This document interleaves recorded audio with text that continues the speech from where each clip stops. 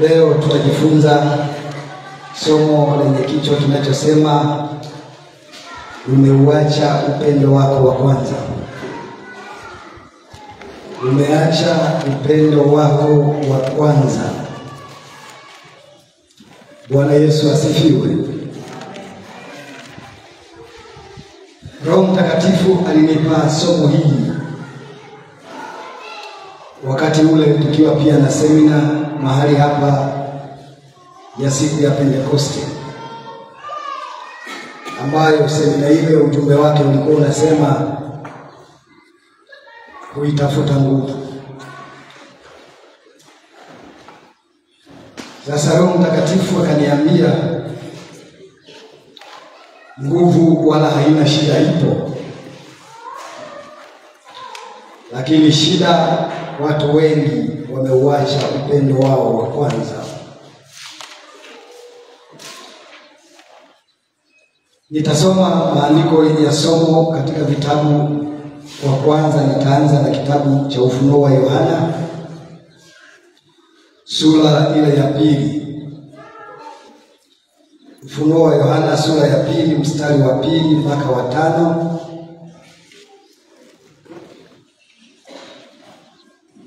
Lakini pia tutasoma Yohana Mtakatifu sura ya 14 mstari wa 15 hadi 17. Nitaanza na Ufunuo wa Yohana sura ya pili mstari wa 2 hadi wa 5. Biblia inasema,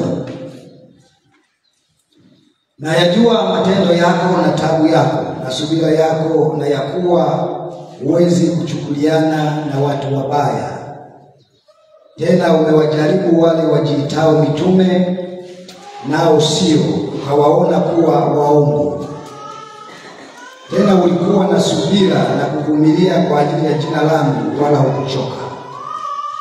Lakini nina neno juu yako, ya kwamba umeuacha upendo wako wa kwanza. Basi kumbuka ni wapi ulipoanguka, ukatubu ukafanye matendo ya kwanza. Lakini usipofanya hivyo, naja kwako, nami nitakiondoa kinara chako katika mahali pake usipotubu. Ukisoma Yohana Mtakatifu sura ya 14 mstari wa 15-17, Biblia inasema, mkinipenda mtashika amri zangu, nami nitamuomba Baba, naye atawapa msaidizi mwingine, ili akae nanyi hata milele. Ndiyo Roho wa kweli, ambaye ulimwengu hauwezi kumpokea, kwa kuwa haukumuona wala haumtambui.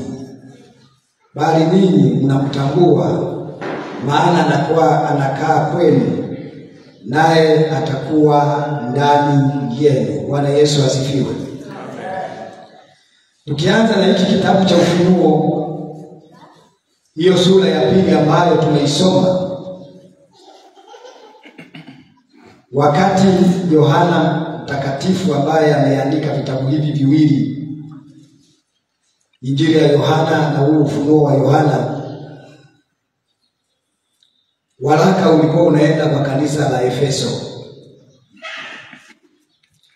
na Roho Mtakatifu aliliona kanisa la Efeso lina mambo mazuri, lakini lina mapungufu. Bwana Yesu asifiwe. Na ndivyo Roho Mtakatifu anavyotuona sisi Betheli, tulivyoanza mwanzo na tulivyo sasa. Yapo mapungufu mengi, na Biblia inaposema kanisa la Efeso au kanisa la Betheli, neno la Mungu halimaanishi jengo. Neno la Mungu linamaanisha wewe uliyemwamini Yesu, wewe ni kanisa. Na hata waraka huu kwa Efeso, kwa kanisa la Efeso, halikuwa kwa ajili ya jengo. Walikuwa ni watu ambao wamemwamini Yesu na wanaabudu. Bwana Yesu asifiwe. Wakati ule kulikuwa kuna shida kubwa. Na shida hiyo ilitokana na makaisari wa Kirumi, ambao wao kazi kubwa ilikuwa ni kushughulika na wale ambao wana imani ya kweli. Bwana Yesu asifiwe. Na wakati Yohana anapewa huu ufunuo, kule Rumi ulikuwa ni utawala ambao wa mtu ambaye alikuwa anataka yeye aitwe Bwana na aitwe Mungu. Sasa wale watu kama kanisa wakawa hawako tayari. Bwana Yesu asifiwe. Na kutokuwa tayari kwao, mateso yalikuwa mengi juu yao. Leo sisi hatuna mateso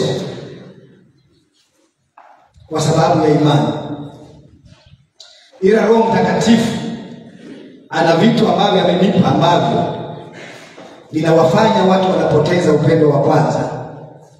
Wenzetu wale vipimo waliokuwa wanauawa watu, Yohana mwenyewe mpaka anapelekwa Patmo, maana yake alikuwa amejaribiwa kuuawa na kupigwa akatupwa huko.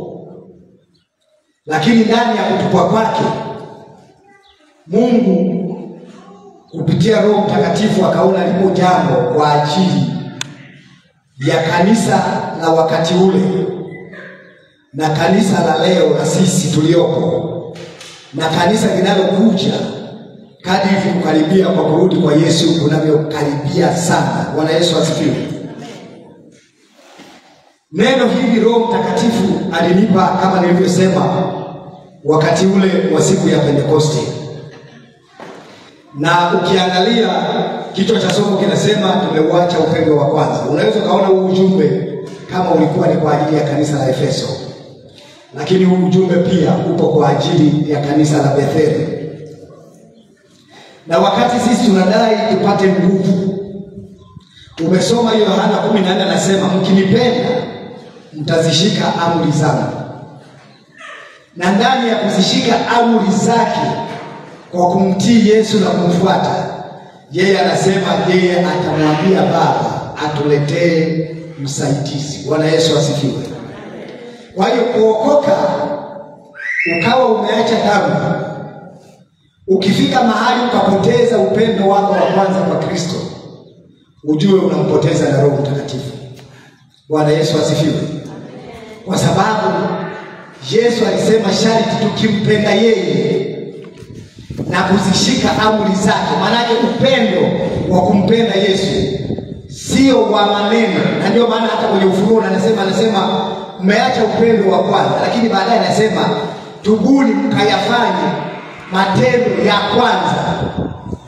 Kumbe upendo sio kwa maneno, upendo una matendo. Bwana Yesu asifiwe. Na ndio ambayo Roho Mtakatifu akimtumia akifunua huu ufunuo kwa Yohana, aliuona kwamba kanisa la Efeso mwanzo lilikuwa hivi na sasa liko hivi. Bwana Yesu asifiwe. Amen. Na ndivyo anavyotuangalia na sisi leo Betheli, kwamba mwanzo tulikuwa hivi na leo tuko hivi. Bwana Yesu asifiwe. Amen. Anatuangalia kwa namna gani? Anatuangalia kwa namna tunapojitoa na kumpenda huyu Yesu, ambaye yeye kabla sisi hatujaanza kuonyesha upendo kwake, yeye alionyesha upendo kwetu kabla. Bwana Yesu asifiwe. Amen. Bwana Yesu asifiwe. Amen. Alivumilia kila kitu kwa ajili yetu, akaacha enzi na mamlaka kwa ajili yetu. Si kwamba ili aje apate raha, ili aje abebe dhambi zetu msalabani. Bwana Yesu asifiwe. Amen. Na Yesu alijua tangu akiacha enzi kwamba huku anakuja kwa ajili ya kutununua sisi kwa damu yake. Bwana Yesu asifiwe. Amen. Sasa sisi baada ya kuokoka, maana yake lazima upendo wa kumpenda Yesu uwe una matokeo na uwe una matendo. Bwana Yesu asifiwe. Sio upendo wa maneno. Tumeimba nyimbo hapa kwamba ni Yesu peke yake. Je, katika matendo kuna huo uhalisia?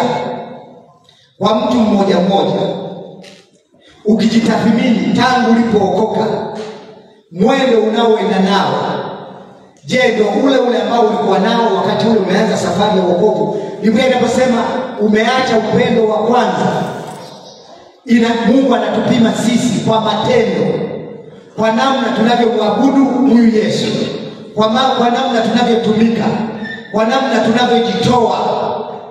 Mungu anatuangalia hapo. Bwana Yesu asifiwe. Bwana Yesu asifiwe. Na ndio maana kanisa la Efeso aliliona, na hata Roho Mtakatifu ana mambo ambayo anayasema juu ya Betheli ambayo ni mazuri. Bwana Yesu asifiwe. Hapa aliwaambia Efeso, kanisa la Efeso, kwamba hawakuweza kuchukuliana na watu wabaya. Maana yake hawakuruhusu wao kama kanisa, mtu mmoja aliyeokoka katika lile kanisa la Efeso, kukubaliana na uovu. Na hata Betheli, Roho Mtakatifu anasema sisi yapo mambo ambayo yeye anapendezwa nayo. Moja wapo ni kutokuruhusu imani potofu na neno la uongo katikati ya kanisa hili. Sisi Betheli na watumishi wake hawajaruhusu hilo. Bwana Yesu asifiwe. Kila mtu anayekuja Betheli anakutana na neno la kweli, anakutana na injili ya kweli. Hakuna cha mafuta, hakuna cha keki ya upako. Roho Mtakatifu analiona hilo kwamba kwa Betheli hapo yeye anapendezwa nao. Bwana Yesu asifiwe. Bwana Yesu asifiwe. Lakini yapo mambo ambayo Roho Mtakatifu anaiona Betheli imeacha upendo wa kwanza. Na kwa nini alinipa kusimamia msingi wa hili neno la waraka wa Efeso, kwa kanisa la Efeso? Waraka au ufunuo huu wa Yohana ulitolewa kama sehemu ya kwanza ya kuwatia moyo makanisa yale 7 ya Asia ambayo yalikuwa yanapitia na changamoto hiyo ya makaisaria wa Kirumi, ambao lengo lao lilikuwa ni kuipinga imani ya kweli na watu waache kumwishia Kristo. Kwa hiyo alileta huo ufunuo katika kuwatia moyo na kujaribu kuonyesha mapungufu yaliyoko ndani ya kanisa, na watu wachukue hatua ya kutubu ili wawe tayari hata kama mtu atauawa na Kaisaria asiwe amekufa, bali awe amelala katika Bwana. Bwana Yesu asifiwe. Hakuwaambia kwamba waogope kuabudu kwa sababu kuna kufa. Ilikuwa ni kutolewa kuwatia moyo kwamba warekebishe na yale mapungufu yaliyopo, wawe kamili. Hata kama ikitokea Kaisaria huyo wa Kirumi ameua mmoja wapo kati ya wao, basi yule mtu asiwe amekufa, awe amelala katika nini? Katika Bwana. Bwana Yesu asifiwe. Bwana Yesu asifiwe. Na akawa anaeleza yale mapungufu kwa namna ya kulionya na kulisii kanisa kuchukua hatua. Bwana Yesu asifiwe. Kwa hiyo waraka huu wakati unatolewa au ufunuo huu kwa yale makanisa 7, kusudio la kwanza lilikuwa ni kulisii kanisa, na la pili ni kuonya, la tatu kuwajenga waamini wa hayo makanisa kwamba hata kama wanapita kwenye dhiki, kuna imani potofu, bado wao wasiache kumwishia Kristo. Bwana Yesu asifiwe. Bwana Yesu asifiwe. Wasiache kumwishia Kristo, kwa sababu yeye alikwisha kutoa gharama kwa ajili yetu. Aliangikwa msalabani kwa ajili yao na kwa ajili yetu. Kwa hiyo hatuna namna yoyote ya sisi kuto kuonyesha upendo wa kweli unaotoka moyoni wa kumwishia Kristo katika kuabudu kwetu, katika kufanya injili, katika kutenda kwetu. Na wakati huo maisha yakiendelea, kila mtu ahakikishe amemwishia Kristo. Bwana Yesu asifiwe. Bwana Yesu asifiwe. Na uzuri wa ufunuo huo haukuwa tu kwa ajili ya yale makanisa 7. Ndio maana unabaki kuwa ni neno la Mungu. Maana yake ulikuwa kwa ajili ya kanisa lile, kanisa la leo, na kanisa linalokuja hata baada ya sisi. Kadri tunavyosogea kukaribia kurudi kwa nani? Kwa Yesu. Bwana Yesu asifiwe. Amen. Bwana Yesu asifiwe. Amen. Na Roho Mtakatifu alikuwa mwaminifu, akionyesha kwa uwazi mapungufu yaliyo ndani ya kanisa na akiwaambia cha kufanya. Hapa anawaambia Efeso, pamoja na kutokuchukuliana na wabaya, pamoja na kuendelea kuabudu, mmeacha upendo wenu wa kwanza. Upendo upi huo ambao walikuwa wameuacha Efeso? Upendo wa kujitoa na kumuishia Kristo. Na hata Betheli, wakati napewa hili somo, ni kwamba hata sisi kweli tunaabudu, tunasali, tunaendelea mbele, lakini miongoni mwetu mtu mmoja mmoja ameacha upendo wa kwanza kwa ajili ya Kristo. Na mnavyoendelea kutathmini, angalia ulivyookoka, mwendo ulionao tangu ulipookoka na hata sasa. Je, ni ule ule unavyoikataa dhambi? Je, leo unaikataa dhambi kama ulivyoikataa mwanzo wakati unaokoka? Huduma yako ulionayo, kama ni muimbaji, kama ni mhubiri, je, iko vile imeongezeka au ndio inarudi nyuma? Bwana Yesu asifiwe. Bwana Yesu asifiwe. Bwana Yesu asifiwe. Kwa hiyo hata leo Roho Mtakatifu akituangalia Betheli, anatusihi na anatuonya. Bwana Yesu asifiwe. Sisi leo hakuna mtu anayeuawa kwa sababu ya imani, lakini yapo mambo ambayo yanatufanya sisi tunapoteza upendo wa kwanza, na tutayaona hapa kwenye hili somo moja baada ya jingine. Bwana Yesu asifiwe. Amen. Bwana Yesu asifiwe. Amen. Tufungue Timotheo wa pili. Timotheo wa pili sura ya 3 mstari wa 1. Biblia inasema, lakini fahamu neno hili ya kuwa siku za mwisho kutakuwako nyakati za hatari. Maana watu watakuwa wenye kujipenda wenyewe, wenye kupenda fedha, wenye kujisifu, wenye kiburi, wenye kutukana, wasiowatii wazazi wao, wasio na shukrani, wasio safi, wasiowapenda wakwao, wasiotaka kufanya suluhu, wasingiziaji, wasiojizuia, wakali, wasiopenda mema, wasaliti, wakaidi, wenye kujivuna, wapendao anasa kuliko kumpenda Mungu, wenye mfano wa utauwa, lakini wakiikana nguvu zake, hao nao jiepushe nao. Bwana Yesu asifiwe. Bwana Yesu asifiwe. Amen. Huu ni waraka wa Paulo kwa Timotheo, na yeye akifunuliwa na Roho Mtakatifu, akionyeshwa kwamba siku za mwisho zinapokaribia, watu walioamini watakuwa wanamna gani. Bwana Yesu asifiwe. Hapa hakuongelea wapagani. Hapa Paulo alikuwa anaongelea watu walioamini. Na moja ya kitu ambacho Roho Mtakatifu ameniambia juu ya Betheli katika kuacha upendo wao wa kwanza, watu wanajipenda wenyewe kupita kiasi kuliko kumpenda Mungu. Bwana Yesu asifiwe.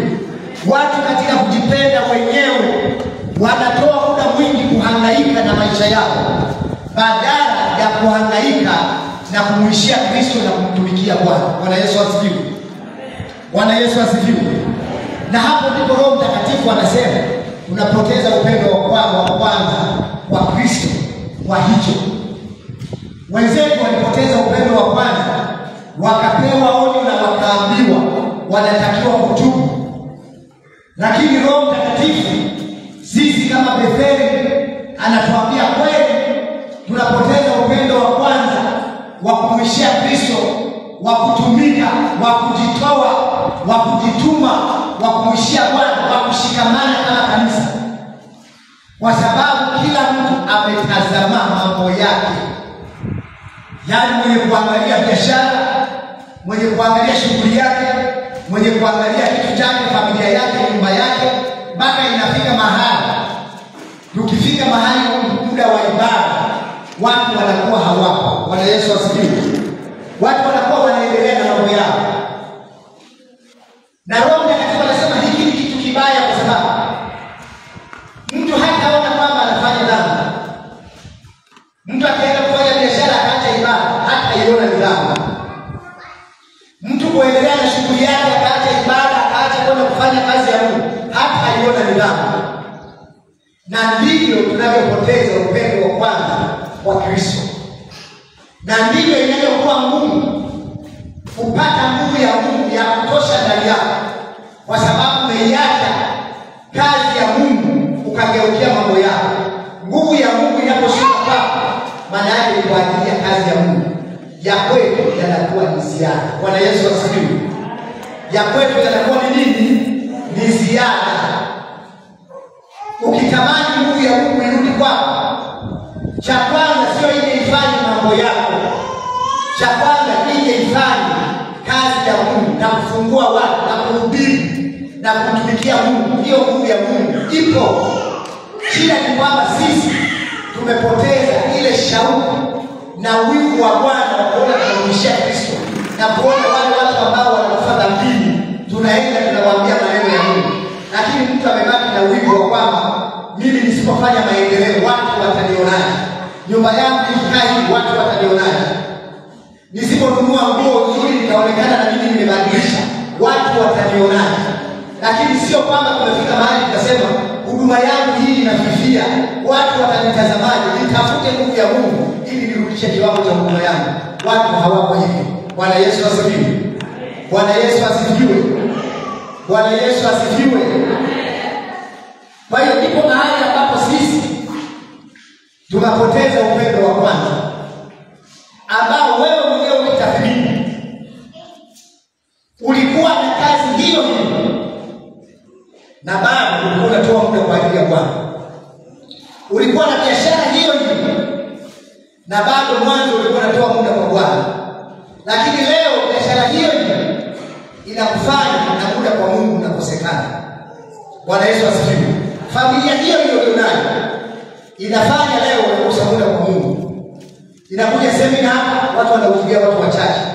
Wengi wako kwenye mambo yao. Bwana Yesu asifiwe. Bwana Yesu asifiwe. Sasa Roho Mtakatifu akasema huyo mtu anataka nguvu kwa wingi kuvumilia mengi. Mazingira hayakuwa marahisi. Mazingira yalikuwa ni magumu sana. Lakini kwa sababu ilikuwa ni kazi ya Mungu, Mungu hakuacha. Kanisa liliamka mara mbili, tunasimama, tunajenga, tunaendelea. Jengo linatikisika, hatuna fedha, tunasimama, tunaendelea. Wengine wakaja wakaokoka, wakaja baada yetu, wapo, lakini ndivyo tulikotoka. Ulikuwa ukimwona mtu Registera na Mama Deriki wakitoka Nyasubi, maana wote walikuwa wanakaa Nyasubi, wakati mwingine ni wajawazito na matumbo yao, wanatembea kwa miguu. Wanakuja kwa mguu, wanarudi kwa mguu. Kwa sababu ilikuwa inategemea wakati huo kama familia ina fedha ya kumwezesha mtu kwenda na pikipiki na kurudi. Lakini walipitia nguvu. Na siku ambayo walikuwa hawaji kanisani peke yake ilikuwa ni Jumatatu. Lakini Jumanne wapo, Jumatano wapo, Alhamisi wapo, Ijumaa wapo, Jumamosi wapo, Jumapili ndio usiseme. Muda mwingi tulikuwa tunakaa kanisani. Bwana Yesu asifiwe. Na hata wewe safari yako ya wokovu unajiangalia kwamba mwendo ulionao sasa, je, ndio huu ambao ulikuwa nao ulipoanza safari ya wokovu? Ile shauku ya kupenda neno la Mungu, ukiambiwa kuna semina ulikuwa ukosi, limepotelea wapi? Hiyo shauku imeenda wapi? Leo tunachukulia kila kitu ni kawaida. Bwana Yesu asifiwe. Kila kitu ni nini? Ni kawaida. Wokovu tumeuzoelea.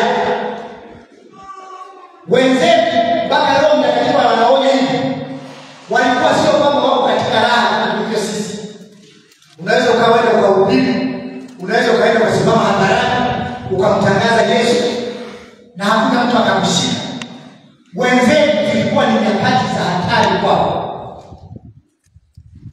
Na naye Roho Mtakatifu akawaambia, pamoja na mateso mnayoyapata, lazima mrekebishe yale mapungufu ili mvumilie mateso haya yote na mwisho urithi ufalme wa Mungu. Sio mvumilie mateso halafu na mwende jehanamu ya nini? Ya moto. Bwana Yesu asifiwe. Bwana Yesu asifiwe. Amen. Na sisi Betheli kama waamini, Roho Mtakatifu anasema kweli tunaonekana tunabidii katika Bwana. Yaani ukichukulia kwa wingi tunaonekana tunabidii katika nini? Katika Bwana. Lakini ukweli ni kwamba mtu mmoja ndani ya Betheli amepoteza upendo wake wa kwanza kwa Kristo. Bwana Yesu asifiwe. Jinsi ulivyokuwa unajitoa kwa ajili ya Kristo, sivyo unavyojitoa sasa.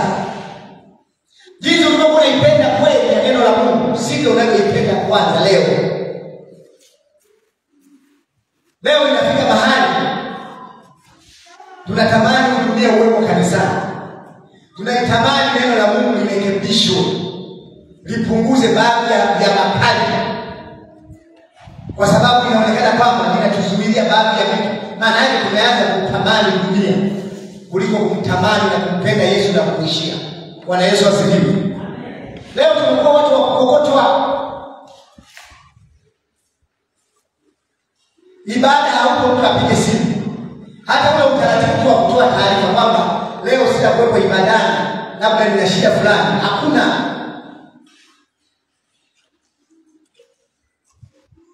Bwana Yesu asifiwe. Haupo. Na kitu cha hatari ambacho Roho Mtakatifu ameniambia mpaka nimekiogopa ni kwamba Betheli tunafanya toba ya kawaida, sio ile ya Mungu. Bwana Yesu asifiwe. Maana kama ni neno la Mungu kwenye hii madhabahu juu ya Betheli lishanenwa sana kwa ajili yetu.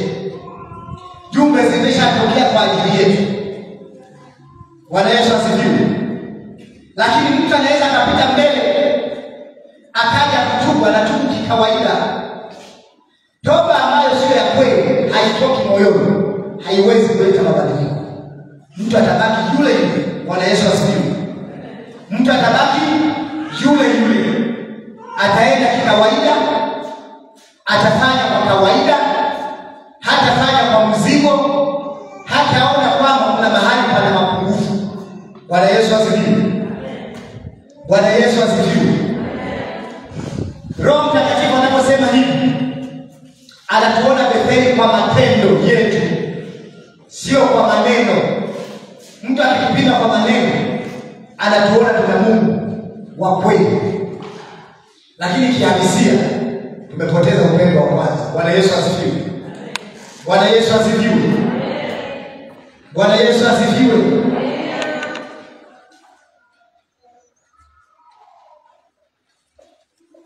Wakati Roho Mtakatifu analionya kanisa la Efeso kwamba lenyewe limeacha upendo wake wa kwanza na kutakiwa kutubu, bila kufanya hivyo upendo wa kwanza hauwezi kurejeshwa katika kanisa. Ndio maana Roho Mtakatifu anawaambia mapungufu, anawaambia na hatua za kuchukua. Bwana Yesu asifiwe. Bwana Yesu asifiwe. Hata sisi leo upendo mkuu wa kwanza ambao tumeuona katika Yohana 14 kwamba mkinipenda mtashika amri zangu, maana tutaliishi neno la Kristo. Leo imekuwa ngumu kwa watu waliomwamini Yesu ndani ya Betheli kuishi neno la Mungu kweli. Humu ndani kuna watu wanasengenyana, wanasema humu ndani. Bwana Yesu asifiwe. Na mtu asichokifahamu, kama una uwezo wa kumsengenya nduguyo katika Bwana, maana yake wewe upendo wa Mungu hauko ndani yako. Bwana Yesu asifiwe. Kwa sababu kumpenda Mungu kunatangulia. Alafu kule kumpenda Mungu kukitangulia, ule upendo unawagusa na wengine, jamaa, ndugu na marafiki wanapata ule upendo kupitia wewe. Lakini baada ya wewe kuwa umempenda nani? Mungu. Unapopoteza upendo kwa Mungu, ndivyo unavyopoteza upendo kwa ndugu, jamaa, marafiki, familia. Bwana Yesu asifiwe.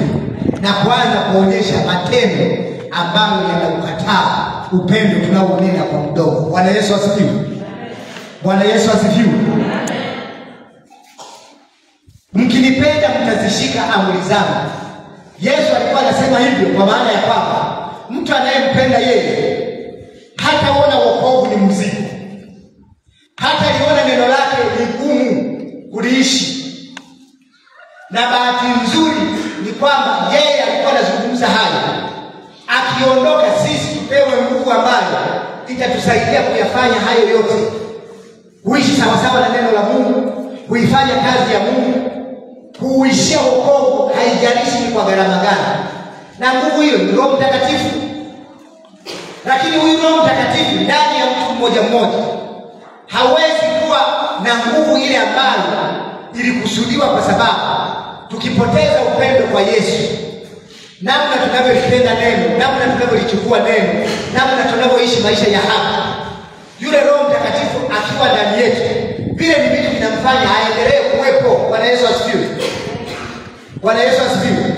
Lakini unapopoteza upendo, namna unavyojitoa kwa ajili ya Kristo, kwa kazi yake Mungu, maana yake ndivyo ambavyo inakuwa ni vigumu Roho Mtakatifu kuwa ndani yako. Bwana Yesu asifiwe. Bwana Yesu asifiwe. Kwa sababu yeye anapoitwa msaidizi, maana yake sisi hatuwezi bila yeye. Bwana Yesu asifiwe. Ni mpaka tuwezeshwe. Ndio maana leo ukimwambia mtu umeokoka unaenda mbinguni, mtu anabaki na mashaka. Sijui kwa nini. Akijipima anaona namna anavyoenenda si kama alivyoianza safari ile mwanzo, namna anavyoishi maisha yake, namna anavyolitii neno, namna anavyoomba. Mtu amepungua. Bwana Yesu asifiwe. Hata kuomba, huwezi kuomba kama hujampenda Yesu. Bwana Yesu asifiwe. Hata unapoimba, huji kuimba kwa sababu kuna sauti. Unakuja kuimba kama huduma. Unataka watu wamfahamu Kristo kupitia hiyo huduma yako.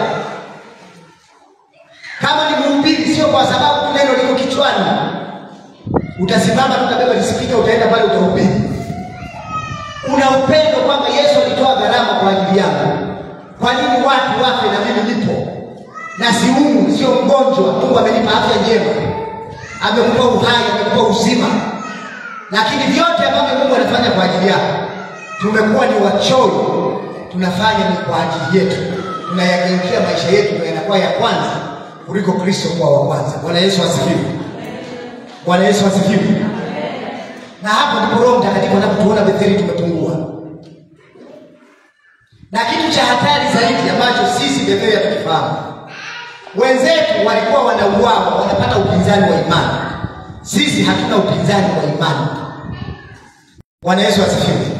Sisi hatari yetu iliyopo ni kwamba dunia inakuja inahangaika ifanane na sisi. Sisi mnaelewa vizuri. Dunia inahangaika ifanane na nini? Na sisi. Wale wenzetu wale walikuwa wanajipambanua kabisa kwamba hatutaki wokovu, na kila atakayehubiri habari za wokovu atauawa. Kwa walikuwa wanaonekana kwamba mkijitenga mmejitenga kweli.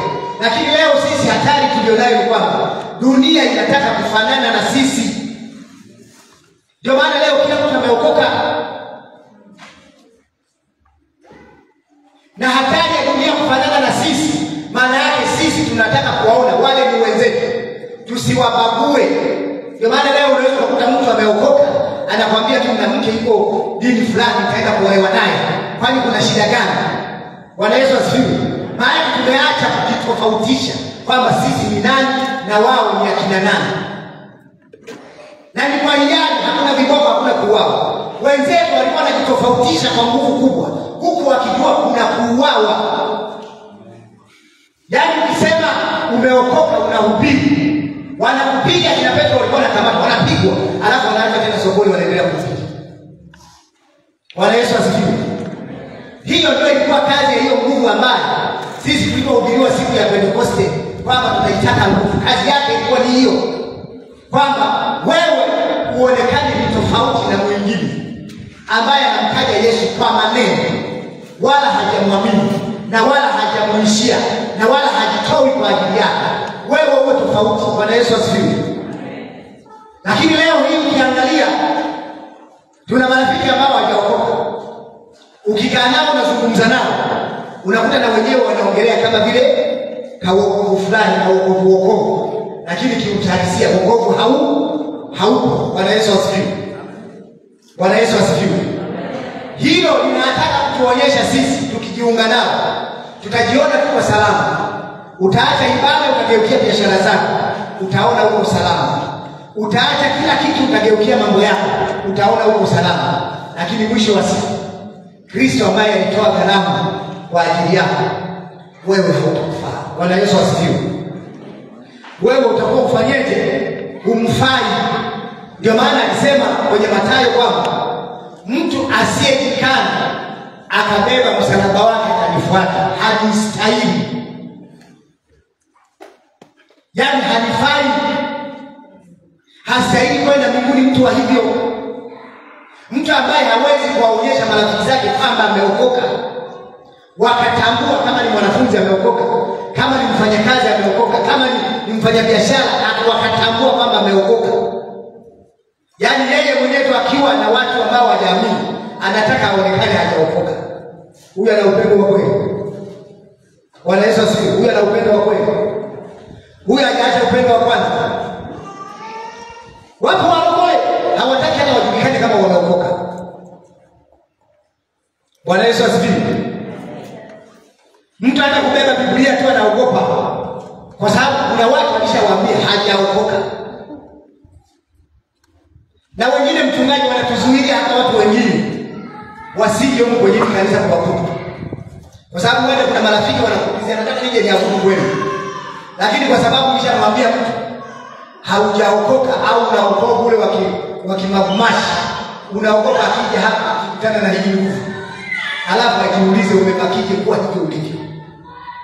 Hii nguvu wanakuja watu wanafunguliwa. Na watu waliokuja hapa wakaenda ushuhuda, Mungu hii imewafungua ndani ya Betheli, wanabaki kushangaa.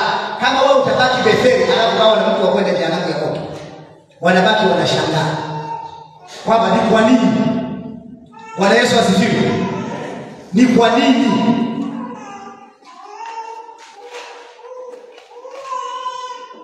Ndani ya Betheli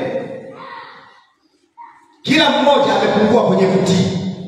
Bwana Yesu asifiwe. Na kuipenda kweli.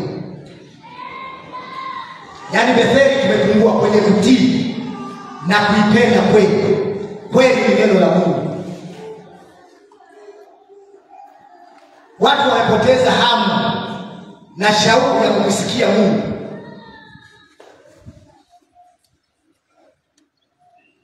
Wakati zamani mtu alikuwa anaacha kila kitu, akisikia ni muda wa ibada anaacha kila kitu, anakuja kanisani. Vingine vitafanyika baadaye. Lakini leo imekuwa kinyume, vitafanyika vyenyewe ibada baadaye. Na kama hautaonekana muda kabisa ipotelee mbali, lakini mambo yake huyo mtu yao yamefanyaje? Yamekamilika. Bwana Yesu asifiwe. Bwana Yesu asifiwe.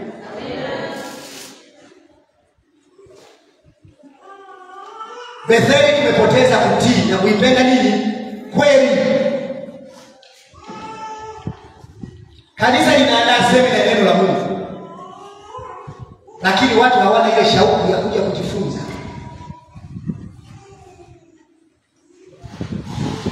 Hatumfahamu Kristo kupitia masimulizi. Kristo tunamfahamu na kumuishia kupitia neno la nani? Ambalo unatakiwa utoe muda wa kujifunza. Na hizi nyakati ambazo Paulo anataja kwa Timotheo kwamba ni nyakati za hatari. Sehemu nyingine inasema watu watajitenga na imani.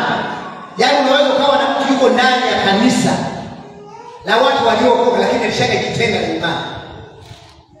Anaendelea na maisha yake, atakuja huku na kule nyumbani anafanya biashara tegemea mtu mwingine. Atakuja huku na mambo yake mengine yanaendelea. Huyo mtu anakuwa ameshajitenga na imani, kwa sababu imani ya kweli ya kumwamini Yesu ni lazima ilete mabadiliko ya kweli ndani ya muamini.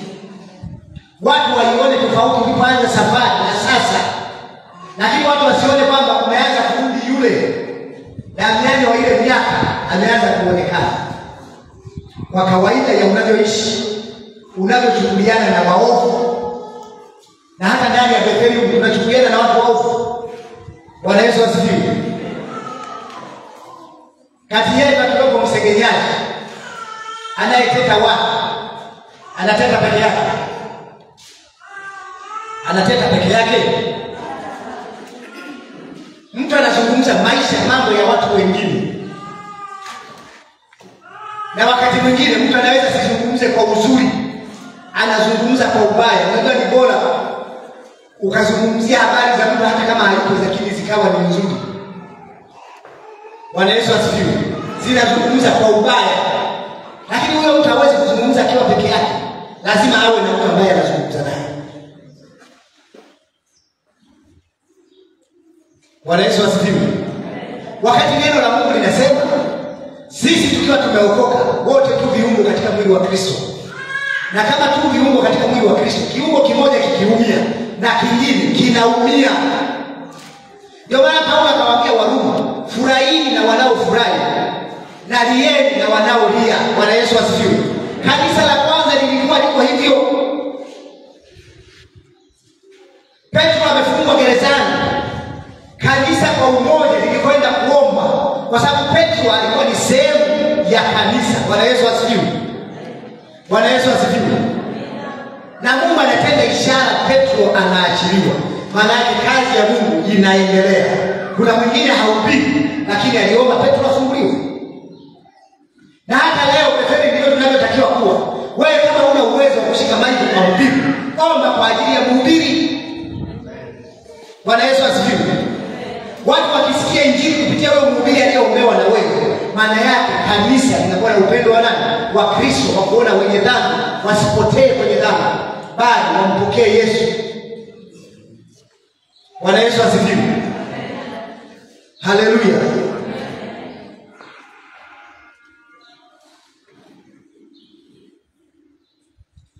Kwa sababu ya kuacha upendo wa kwanza, upendo wa ndugu nao umepoa. Bwana Yesu asifiwe.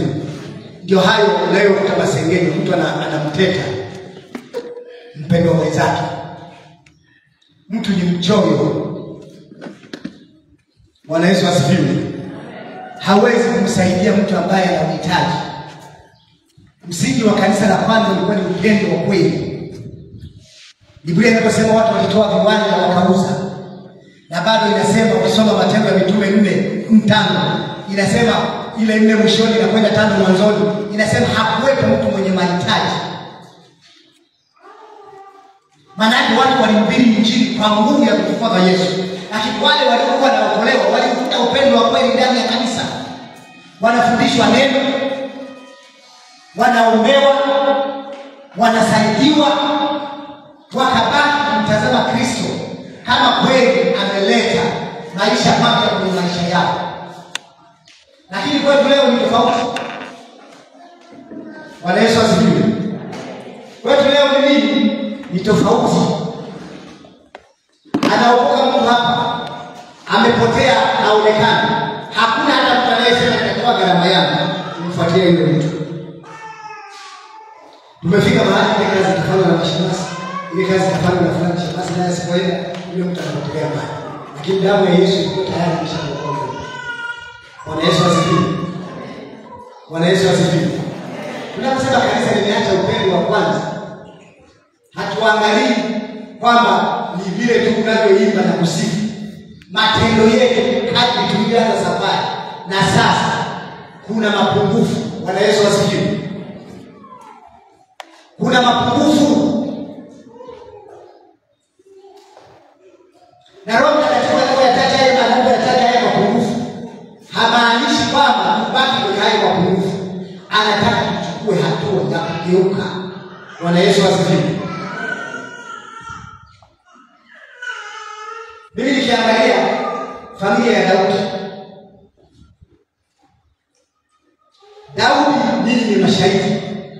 huyu Daudi tunayemfahamu, sio Daudi wa Biblia, Daudi tunayemfahamu.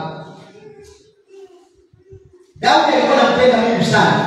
Kwanza huduma mahali hapo, Daudi alikuwa analima bustani, anajitoa muda kwa bustani na anafanya kazi ya Mungu. Daudi alikuwa anaenda anaombea wagonjwa. Mimi asubuhi nilikuwa nalazimika nimwambie atangulie na pikipiki, mimi hata niende labda hata nichukue bajaji, lakini nifikishe aende kaombea wagonjwa hospitali. Na kule wagonjwa wanaanza kupita, Daudi ni mchungaji. Bwana Yesu asifiwe. Daudi ni nani? Mpaka kuna mama mmoja aliombewa akaenda kwao, akalazimika kwamba anatakiwa afike mahali ambapo Daudi anakuwa. Bwana Yesu asifiwe. Lakini leo hayo ndani ya Daudi yaendelee. Kitu gani kimetokea? Na wengi tuko hivyo.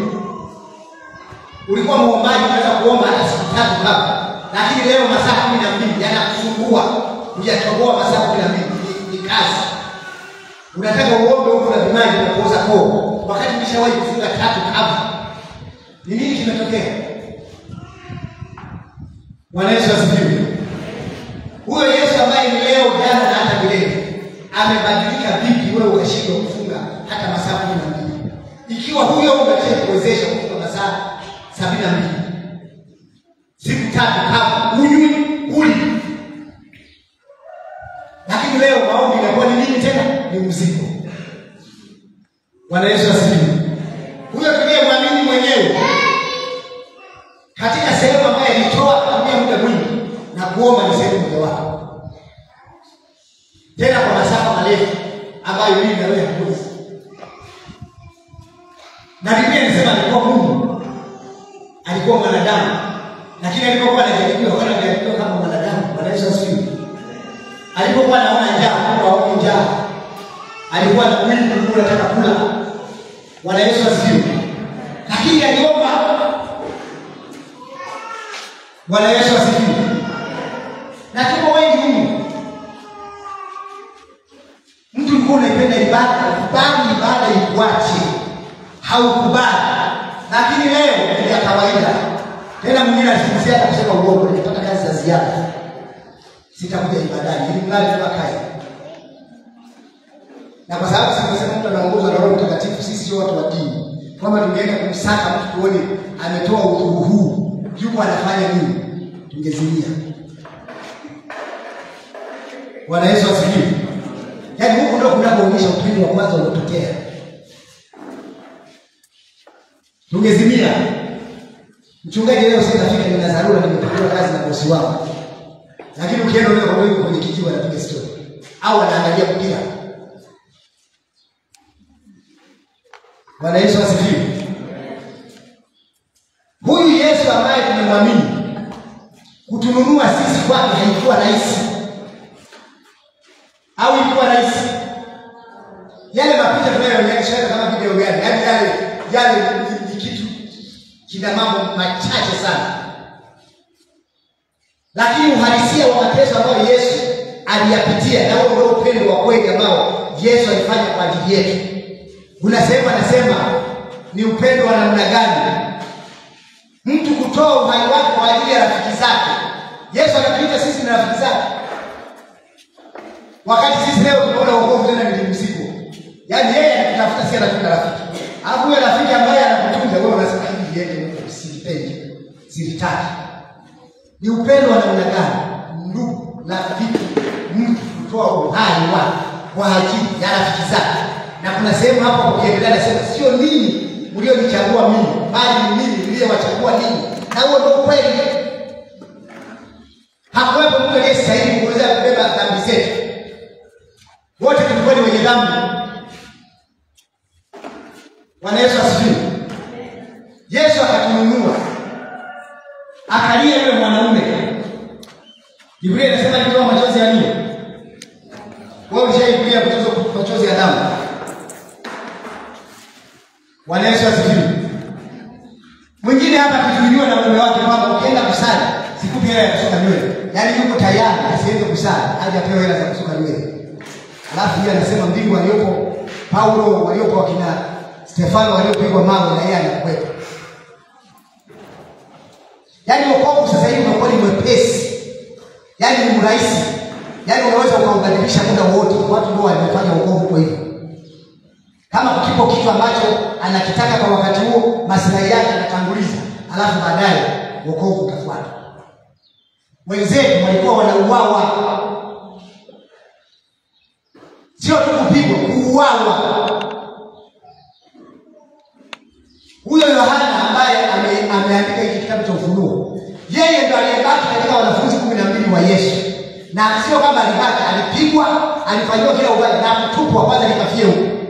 Ambapo ndio Bwana anaona anaonyesha kwamba haya ndio yatakayopata kanisa. Kwanza na yale makanisa 7 yaishi, kanisa litakalo kuwepo kadri siku zinavyokaribia za kurudi kwake. Na atafanya nini juu ya hao ambao wameshindwa kudumu na upendo wa kweli wa kupenda Yesu? Kila kitu kimeelezwa kwenye Ufunuo. Bwana Yesu asifiwe. Bwana Yesu asifiwe. Haikuwa rahisi. Mimi nafika mahali mpaka naogopa. Betheli tunapata injili ya kweli. Je, wale wanaoambiwa injili za uongo wanakuwa na hali gani? Yaani nafika mahali natafakari. Yaani sisi kila semina Betheli fanyeni 1 2 3. Kila ikija semina hivyo.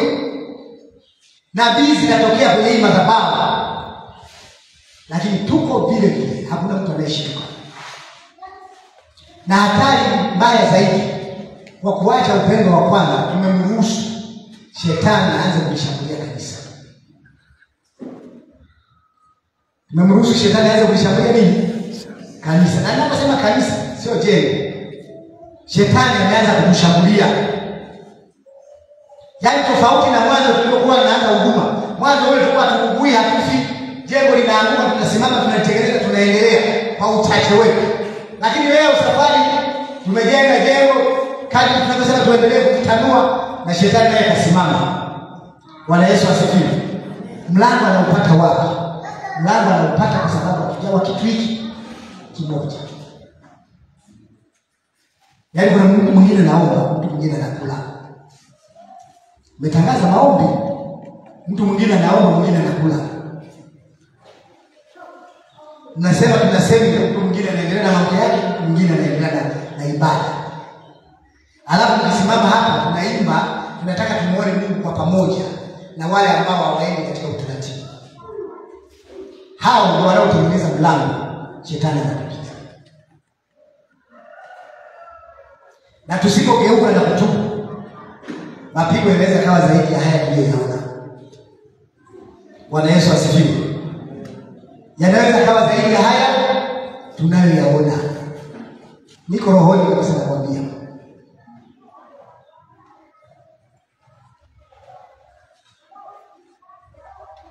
Kwa sababu sisi tuna ushindi pekee dhidi ya nguvu za shetani na maajenti wake. Kama sisi tuna upendo wa kweli kwa Yesu, tunajitoa kwa ajili yake. Tupo tayari kuacha kila kitu kwa ajili yake. Huo ushindi tunao. Lakini kama tukiona mambo ya Yesu yakae pembeni, maana yake tunakaribisha kupigwa. Bwana Yesu asifiwe. Bwana Yesu asifiwe. Na vile vinavyotutatanisha tusionyeshe upendo wa kweli, wenyewe mtapigwa. Bwana Yesu asifiwe. Bwana Yesu asifiwe. Nimesema Roho Mtakatifu anasema Betheli atufanye toba ya kweli. Maana hakuna mabadiliko kwa mtu. Mtu anasimama hapa, anatubishwa, anapewa na ushauri, akitoka anaenda anafanya vingine tofauti na maelekezo aliyoambiwa na watumishi wa Mungu. Huyu alifanya toba. Huyu alifanya toba. Na toba tunayosimama nayo sisi hapa ni ya kuomba. Wenzetu toba zao ilikuwa Mungu awarudie. Ilikuwa kama mtu aliyefanya dhambi afe au wao kama agano la kale, wote walikuwa wanafanya dhambi. Kama Mungu alikuwa anawarudia hivi, ilikuwa gharama ya yule mtu aliyesababisha wale watu kugeuka, anachukua afanyeje? Afe.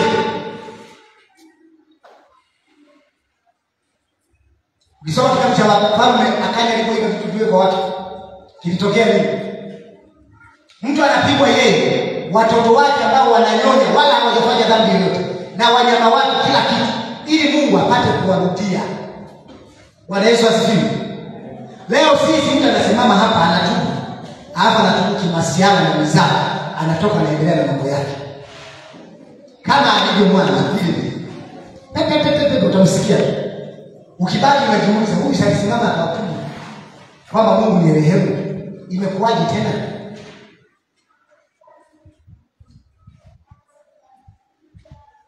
Bwana Yesu asifiwe. Hilo nalo Betheli lipo la kutokufanya toba ya kweli. Yaani mtu unaposema umefanya toba kwa Mungu, ukisoma Mithali 28:13 anasema afanya akitaye dhambi zake atafanikiwa, bali yeye aungamaye na kuziacha atapata rehema. Na ukisema umepata rehema, maana yake Mungu anaturudia. Tunaziona nguvu za Mungu kwenye ibada zetu. Tunaziona nguvu za Mungu kwenye kutumika kwetu. Unaenda kuhubiri, unaenda kufanyaje, unamuona Mungu. Unaiona nguvu ya Mungu kwenye kushinda dhambi.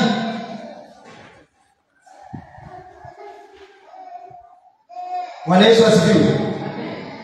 Ukipoteza upendo wa kwanza, ndio yale unayokuta mtu anaanguka dhambini. Watu wanakuja wanabaki wanashangaa, ameangukaje? Alishamwacha Yesu siku nyingi. Bwana Yesu asifiwe. Alishamwacha Yesu siku nyingi. Na kwenye kitabu cha Ufunuo, wale wenzetu walikuwa wapewi tu onyo au nini, walikuwa napewa na tahadhari kwamba wasipotubu kinatokea nini kwenye maisha yao.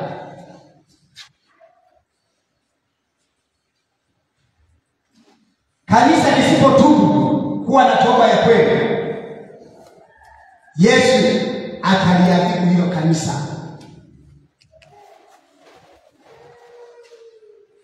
Na ataliadhibije? Namba moja, kuliondoa hilo kanisa kwenye nafasi yake katika ufalme wa Mungu. Ndio maana ukisoma hiyo wa Ufunuo 2:5 unaona anasema, Ufunuo 2:5 kwenye ule mstari wa 5 anasema, basi kumbuka ni wapi ulipoanguka ukatubu, ukayafanya matendo ya kwanza.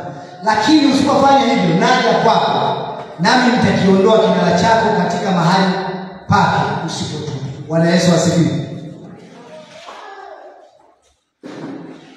Kwa hiyo hatari ambayo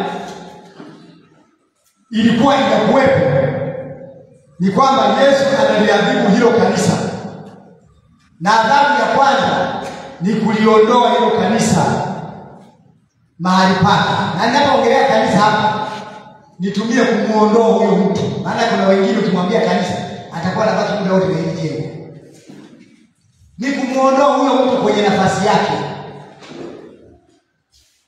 Ndio yale ambayo mtu alikuwa anaombea wagonjwa wanapona. Leo watu mtu wa kichwa ukienda kumwekea mkono, anarudi na kichwa chake kinamuuma. Sio tu niwete kutembea.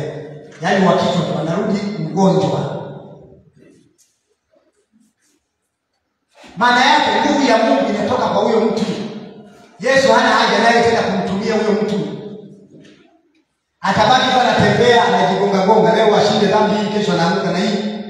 Leo ashinde hii, kesho anaamka na hii. Maana yake nguvu ya Mungu inakuwa haiko ndani yake. Kwa nini?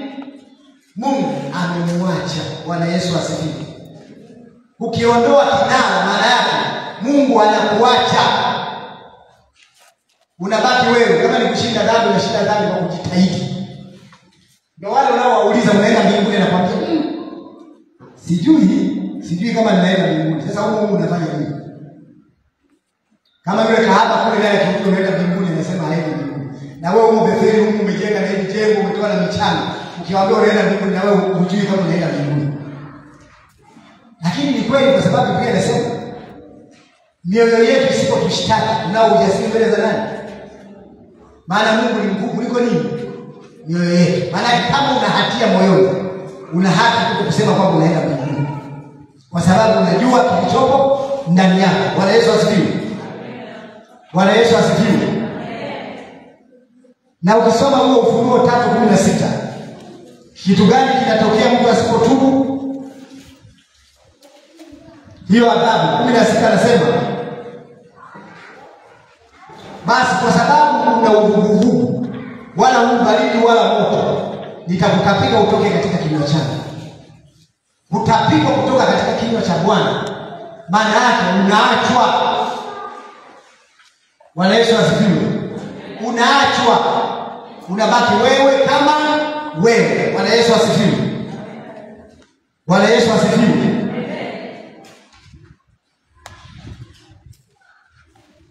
Ya pili, unatufanya kupoteza uwepo wa Mungu na nguvu halisi za Roho Mtakatifu.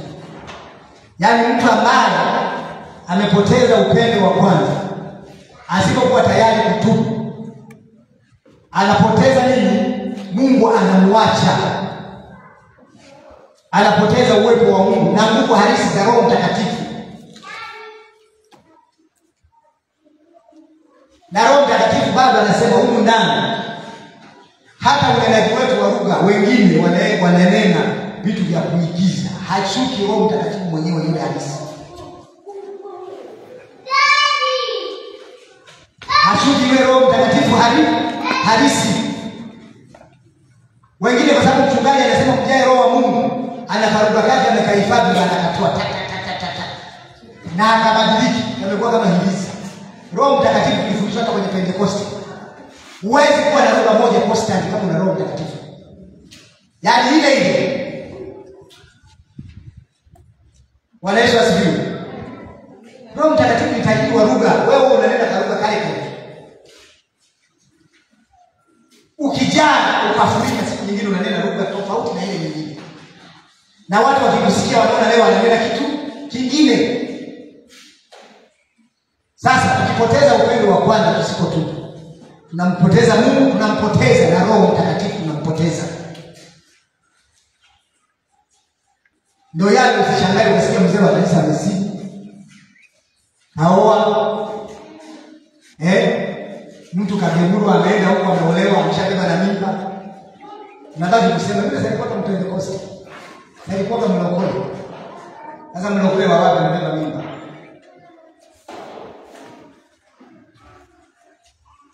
Na hivyo inafanya mtu, kwa sababu alikuwa anaonekana anakuja Bethel, kanisa linaanza kuchafuliwa. Kwa sababu ya uzembe wa kiroho wa mtu mmoja, kanisa linakuwa tunachafuka. Tunaambiwa kanisa liko hivi na hivi, liko hivi na hivi, liko hivi na hivi, liko hivi na hivi. Lakini kuna watu ambao hawajachafua mavazi yao kabisa kwa uchafu wowote. Wamo ndani ya Bethel. Wapo. Na tulifundishwa kwenye semina ile ya WK, tuliambiwa kwamba kanisa nalo lijenga Yesu lipo ndani. Yaani tunaweza tukawemo humu wote. Wanaoenda mbinguni na ambao hataki kwenda mbinguni, tukao tuko pamoja, tukimba mapambiko pamoja. Lakini Yesu akija kuna mwingine anaenda, mwingine anabaki. Si tulifundishwa na kwenye semina ile. Ndivyo ilivyo. Anayekubali kwamba sitakubali kupoteza nafasi yangu, atafanya toba ya kweli na ataendelea. Bwana Yesu asifiwe. Bwana Yesu asifiwe. Kanisa letu Roho Mtakatifu analijua na analifahamu. Yaani ninayosema kanisa letu anakufahamu wewe, ananifahamu mimi Damiani, anafahamu mchungaji Erika, anafahamu mchungaji Stella. Na kila mtu hapa anamfahamu. Alipokuwa anaambia Waefeso, yarudieni matendo ya kwanza, mkatende matendo ya kwanza. Maana yake alikuwa anaongea na jengo. Alikuwa anawajua watu wa amini wote wa ile kanisa la Efeso, wote alikuwa anawajua. Nani anakubaliana na mafundisho ya uongo? Nani anavumilia kwa ajili ya Bwana? Alikuwa anawafahamu. Nani hawezi kabisa kuchukuliana na uongo? Alikuwa anawafahamu. Na ndio maana akasema hamkubaliani na hamchukuliani na uongo. Lakini sisi hapa tunachukuliana na waovu. Bwana Yesu asifiwe. Kama mtu anaweza kujua jambo dhidi ya mtu mwingine, alafu ukakubaliana nalo ukakaa nalo. Tena mimi kitu ambacho nikiogopa zaidi ni kwamba mwenzetu anaweza kupita kwenye magumu. Alafu wanachukulia yale magumu aliyopitia mtu kama kitu fulani kimetokea. Bwana Yesu asifiwe. Bwana Yesu asifiwe. Na ukipita kwenye majaribu kama una Roho Mtakatifu, unaweza kumwacha Mungu. Daudi, na nitamfuata Roho Mtakatifu anamtaka sana jiungane naye na familia yake. ni mtu ambaye kweli katika kielelezo cha mtu aliyekuwa na upendo wa kweli kwa Kristo. Mchungaji, tumeanzisha hizi ibada za ushemasi, lakini Daudi alikuwa anaenda kule kwenye mtani kwa anakaa, alikuwa ameanzisha ibada, alikuwa hajaanzisha ibada. Lakini yeye leo kuhudhuria ushemasi ni kazi. Kwenda kwenye ibada ya ushemasi asubuhi imekuwa ni kazi. Bwana Yesu asifiwe. Wewe unajiuliza kitu gani kimetokea? Hiyo bustani anayolima anapata mazao. Hata mwana alikuwa anafanya hivyo vyote, alikuwa naye. Si ndio? Bwana Yesu asifiwe. Unaweza ukawa huko vile vile, lakini umepoteza upendo. Sio kama kuna kitu fulani kimekuzingira au kimekutatiza. Yaani ulivyokuwa vile, na wala unaongeza kitu kingine kikubwa. Kwamba sasa hivi labda nina madaraka ya juu, sijui nimekuwa mkurugenzi au nimekuwa nani. Hamna, vile vile ulivyokuwa. Na Roho Mtakatifu kingine anachoniambia sisi hili kanisa asilimia kubwa lina ndoa mseto. Kwa maana lina mtu mume ameamini, mke hajaamini.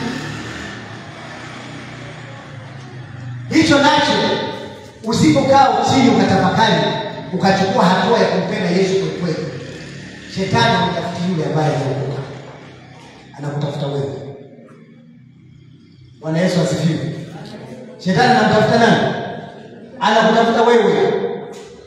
Kupitia hiyo ndoa ambayo kuna mume hajaamini, ana huruma ndani, leo mnakwenda kuabudu, mara sifanye hivi, fanya hivi. Unabaki vitu vingi vinakupita. Neno la Mungu linakupita, semina zinakupita. Kuna wengine wanakatana na wenzao wasisali. Sasa fikiria kama wenzetu walikuwa wanauawa. Je, wewe unaweza kusema hiyo ni sababu ya wewe kutokusali? Wenzetu walikuwa wanauawa, anakufa akisali. Sisi hatujafika kujaribiwa kwa imani zetu kwa kiwango hicho. Yaani sisi tumefika kujaribiwa kwetu ni kukubaliana na kawaida inayoendelea. Lakini sio kwamba sisi tuna kitu kinachonijaribu mimi ndani yangu niseme kwa hapa wokovu huu labda ndio natoa damu au labda ndio nateseka. Hamna. Bwana Yesu asifiwe. Hamna. Ni kujihurumia kuliko pita kiasi. Wale walikuwa na mili kama sisi. Kama huyu mtu Yesu anamuonyesha ufunuo wa kanisa yale na kanisa la leo linalokuja, akiwa amepigwa yuko hoya anatoka kwamba anasubiriwa hapa. Alafu Yesu anaamua kumpa ufunuo kwa ajili ya kanisa. Sio kwamba labda aliitwa akakaa sehemu akamwambia sasa hayo ndio maoni. Alikuwa ametupwa. Bwana Yesu asifiwe. Baada ya kupitia hatua nyingi za kutaka kumuua, ametupwa, ndio Roho Mtakatifu anamfunulia hayo. Kanisa la leo wapendwa litakuwa liwe bora kuliko kanisa la zamani. Msingi wa kanisa la leo ni msingi wa kanisa la mitume. Ndio msingi wa kanisa la leo. Sasa soma kitabu cha Matendo ya Mitume uone wale watumishi wa Mungu ni wapi walipitia raha. Ni wapi walipitia raha wakiifanya kazi ya Mungu. Hapapo.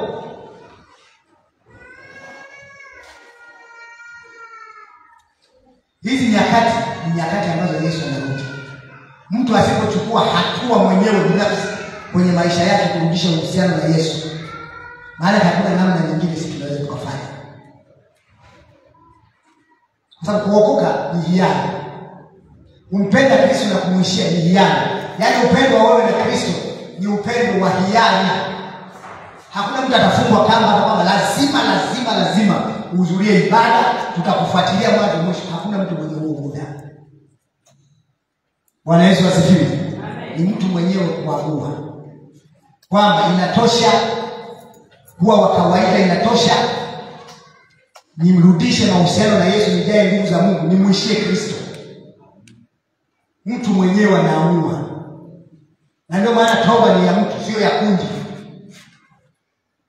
Bwana Yesu asifiwe. Mtu mwenyewe anajiangalia mahusiano yake na Yesu yakoje. Alipoanza na sasa imekuwaje? Hajaziendea kawaida za dunia. Leo unakuta vijana yanajadili, yanakwambia mchungaji, yanakwambia yaani mimi nione mwanamke hivi hatujazini naye, itajuaje? Yaani unakuta mtu kabisa ameokoka na kana watu ambao hawajaokoka wanajadili hilo jambo. Sasa unajiuliza hii huyu anajitambua, anajielewa yeye ni nani? Yaani kawaida ya dunia inataka iingie na pia inataka imo kanisani. Wewe sisi tuna neema ya kuwa na mchungaji ambaye yeye mwenyewe ameshajipambanua. Anaenda wapi?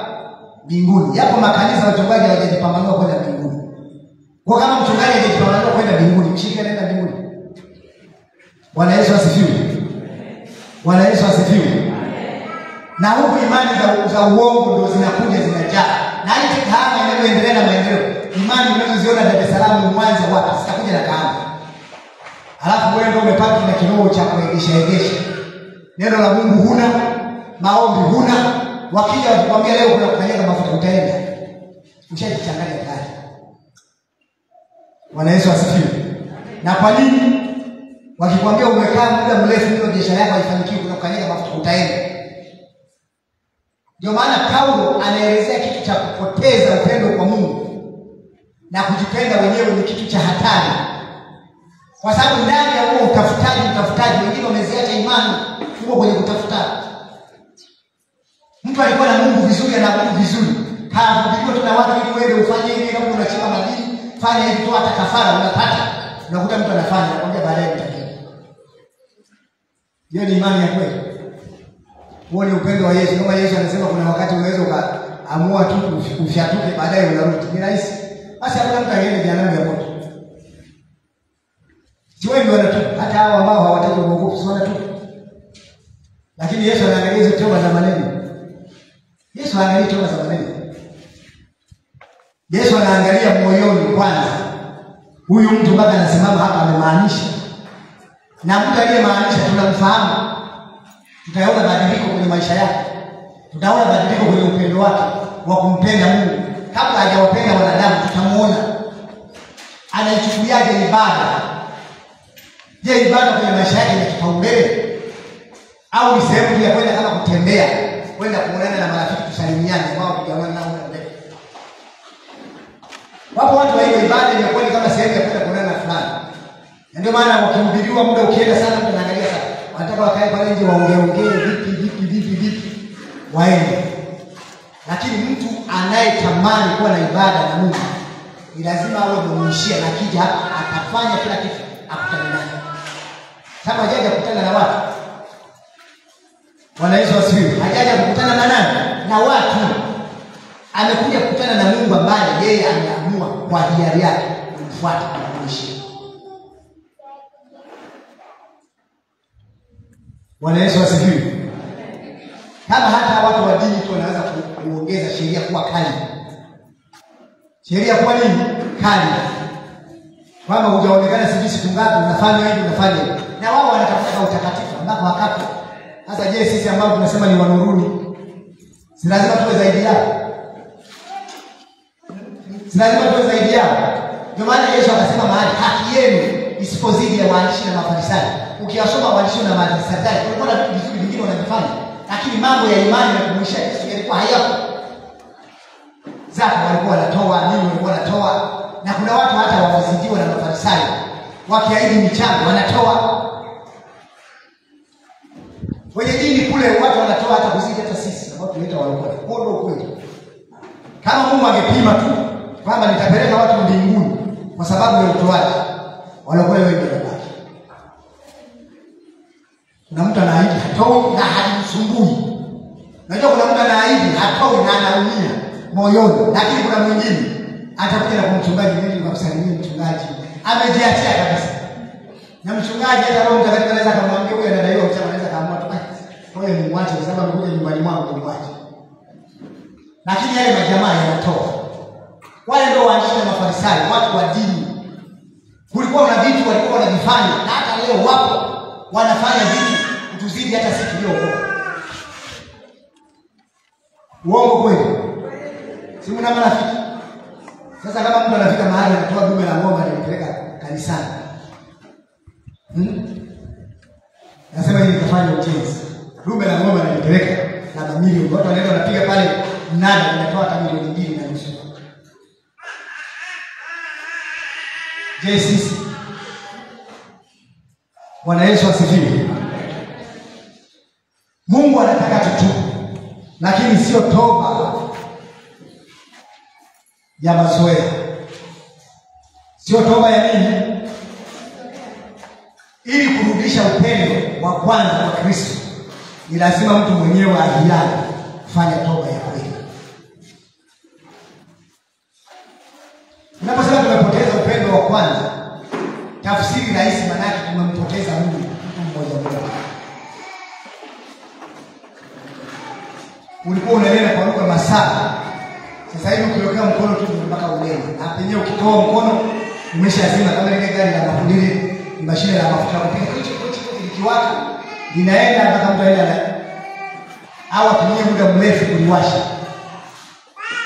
Roho Mtakatifu anataka Betheli tutubu, tufanye toba ya kweli, ili tuondokane na haya mashambulizi ambayo tunayapata kama kanisa. Sio kwamba Mungu ameshindwa kutulinda.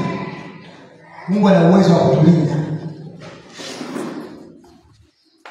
Na wakati mwingine yanakuja ili na sisi tukumbuke mahali tulipokosea, mahali tulipoanguka. Tukumbuke mtu mmoja mmoja ajitathmini uhusiano wake na Mungu ukoje. Mwanzo alikuwa anatembea na Mungu na sasa hivi yuko sawa, ameongezeka au amepungua? Na kama amepungua, anachukua hatua gani? Hatua pekee ni toba tu ndio inayorudisha uwepo wa Mungu, hamna kingine.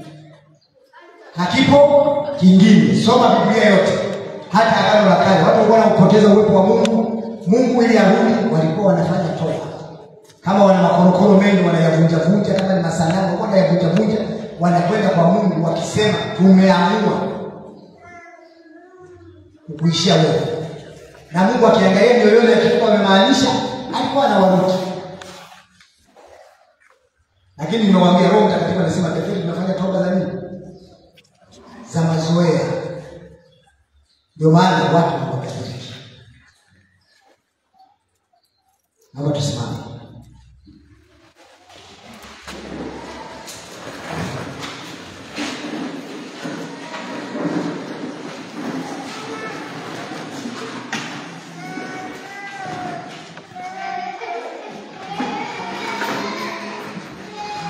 Tunarudisha upendo wa